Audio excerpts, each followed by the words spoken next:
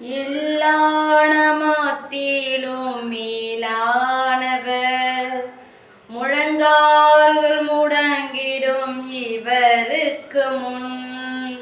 எல்லா நமத்திலும் மேலானவர், முழங்கால்கள் முடங்கிடும் இவருக்கு முன்.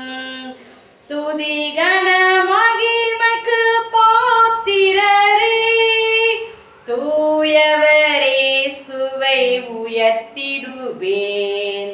துதி கன மகிமைக்கு பாத்திரரே, தூயவரே சுவை உயர்த்திடுவேன்.